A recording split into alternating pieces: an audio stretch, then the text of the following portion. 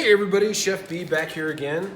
Today I'm going to be demonstrating a Dutch apple tart actually. So what I do have here is I have a pre-cooked filling, which is just some apples, some little bit of maple syrup, some brown sugar, and a tiny bit of cinnamon. Now I am actually going to end up baking this again, so this is just another method of doing an apple pie. You can actually pre-bake the apples if you like. The one I did earlier was a classic apple pie, which actually had the flour and stuff mixed with the apples, and that just bakes all together, and then the apples cook while it's baking. So this one won't take very long since the apples already are baked. And then I do have, this is what makes a Dutch apple pie, so it's usually covered with some sort of streusel topping. So this is just basically flour, brown sugar, and then a little bit of soft butter just kind of cut into there, so you can see it's kind of big and chunky. So it gives it that nice little crunchy topping, and then just a little more sugar to sprinkle on top. So what we're gonna do is, so I do have my, this is my tart pan here, and what I have inside is actually a short crust, or a short dough. So this is actually a cookie dough, so just a little different variation. And really the only major difference between a pie and a tart is just the shape of it. So a tart pan is usually shallow and it's kind of fluted. They come in all different shapes. There's round, there's rectangle, and that is basically what constitutes a tart pan.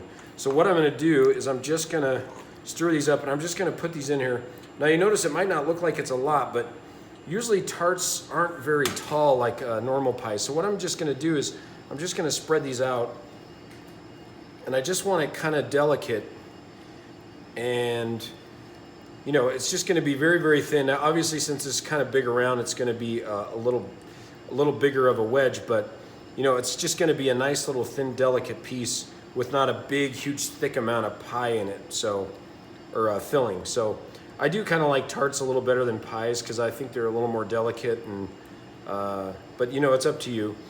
So we're just going to spread that out like that, okay, and then we're going to just take all of our topping, and we're just going to sprinkle that on there. And then a little bit of flour in here. You can do this with raw apples, it still works too, and just toss them and then put the streusel on top. But this particular recipe, you pre-cook the apples. That way it just cooks a little quicker, and that's, you know, it's fine. Either way works. So you want to get a nice even coating. Make sure it's on there pretty thick too. Then you get that really nice, lovely, crumbly topping on. All right, so we're just going to kind of get those to the edge there. And then this particular one, we're gonna bake at 400 degrees, so we will set the bottom crust with that, but then it'll only take about 15, maybe 20 minutes or so.